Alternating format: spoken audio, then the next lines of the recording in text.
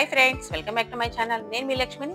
ఈ రోజు సంబర్ కారం ఎంత ఈజీగా ఎలా చేసుకోవచ్చు అనేది మనం ఈ వీడియోలో చూసేద్దాము. అంతకంటే ముందుగా మీరు కనుక మన ఛానల్ ఫస్ట్ టైం చూస్తున్నట్లయితే లైక్ చేయండి, షేర్ చేయండి, సబ్స్క్రైబ్ చేయండి, నాకు సపోర్ట్ చేయండి ఫ్రెండ్స్.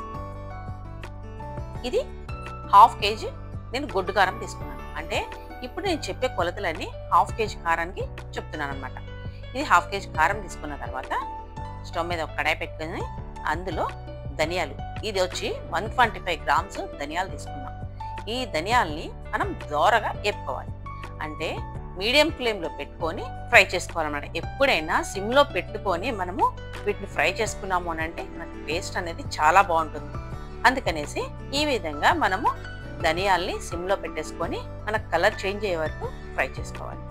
ఫ్రై అయిన తర్వాత ఈ విధంగా ఒక ప్లేట్లోకి తీసుకొని పక్కన పెట్టేసుకున్నాం.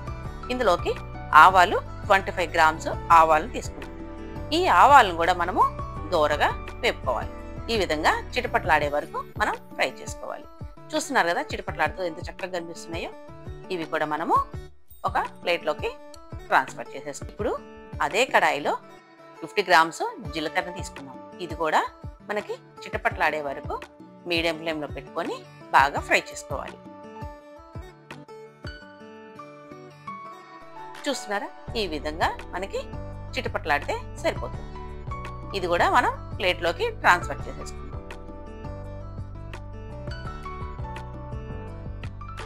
ఇప్పుడు అదే కడాయిలోకి 2 స్పూన్స్ మెంతుల్ని యాడ్ చేసుకొని మెంతులు కూడా మంచి కమ్మటి వాసన వచ్చే వరకు బాగా ఫ్రై చేసేసుకోవాలి.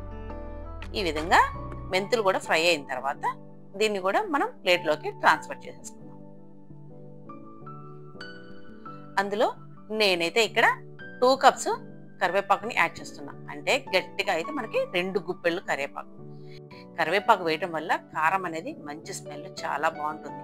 అందుకని చెప్పనేసి 2 కప్పుల కరివేపాకు వేసుకొని కరివేపాకు ఈ విధంగా మనకి ఫ్రై అయితే సరిపోతుంది. శుభ్రంగా కడిగేసుకొని తుడిచి ఆరబెట్టుకున్న తర్వాత ఫ్రై చేసుకోవాలి. ఇది కూడా మనకి దోరగా ఫ్రై అయిన తర్వాత దీన్ని కూడా ప్లేట్లోకి ట్రాన్స్ఫర్ చేసేసుకోవాలి. ఇప్పుడు అదే కడాయిలోకి 25 గ్రామ్స్ కల్లుప్పు, అంటే ఇక్కడ నేను కల్లుప్పే తీసుకున్నాను. మీ దగ్గర కల్లుప్పు లేకపోతే సాల్ట్ అయినా వేసుకోవచ్చు అన్నమాట. ఇది కూడా కొద్దిగా మనకి ఆ తడిపోయే వరకు ఫ్రై చేసేసుకోవాలి. దీన్ని కూడా మనం ప్లేట్లోకి ట్రాన్స్ఫర్ చేసేసుకోవాలి.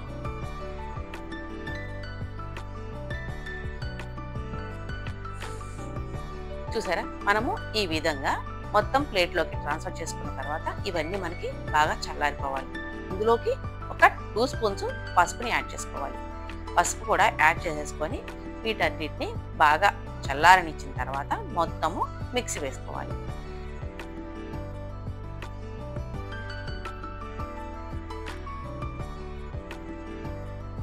ఈ విధంగా మనకి చల్లగా అయిపోయినాయి. ఇప్పుడు ఇందులో మిక్సీ జార్లోకి యాడ్ చేసేసుకుందాం.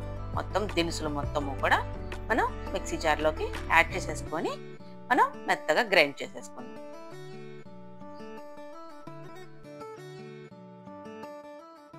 చూసారు కదా, ఈ విధంగా మనం యాడ్ చేసుకున్న తర్వాత మెత్తగా గ్రైండ్ చేసేసుకుందాం. చూసారా ఎంత మెత్తగా గ్రైండ్ అయిపోయిందో. ఈ విధంగా మనం గ్రైండ్ చేసేసుకున్న తర్వాత చున్నులపాయల్ని యాడ్ చేసుకున్న తర్వాత అది కూడా ఫోర్స్గా గ్రైండ్ చేయాలి. ఇప్పుడు ఇది మొత్తము ఇందులో యాడ్ చేసుకోవాలి. మనము చున్నులపాయలు మన ఇష్టం ఎన్నైనా వేసుకోవచ్చు. ఇది మొత్తము మసాలా దినుసులు మొత్తము కారానికి పట్టేలాగా ఒక్కసారి బాగా మిక్స్ చేసుకోవాలి.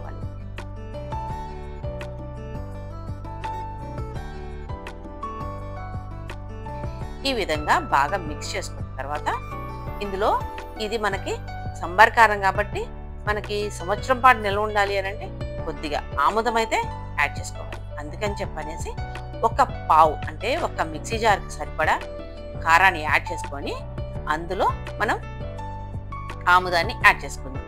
ఆముదం వచ్చి హాఫ్ కేజీకి 50 గ్రామ్స్ ఆముదం అయితే సరిపోతుంది.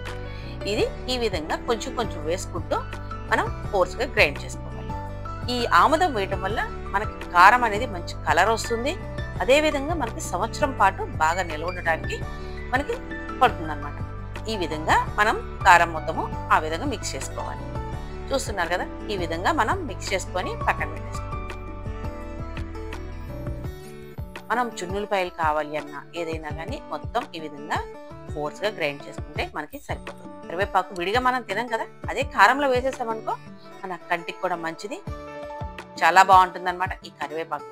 ఈ కారము సంబార్ కారము చాలా ఈజీగా మనం పెట్టేసుకోవచ్చు. ఒకరి మీద డిపెండ్ అవ్వకుండా మనం మిక్సీ జార్లోనే పెట్టుకోవచ్చు అనమాట. మీ దగ్గర కొట్టిన కారం లేకపోతే ప్యాకెట్ కారమైనా మనం యూజ్ చేసుకోవచ్చు. ఎలా ఉంది ఫ్రెండ్స్? ఈ వీడియో మీకు నచ్చినట్టు లైక్ చేయండి, షేర్ చేయండి, సబ్స్క్రైబ్ చేయండి, నాకు సపోర్ట్ చేయండి ఫ్రెండ్స్. నేను ఇంకా మంచి మంచి వీడియోస్ తీస్తాను. Thank you friends.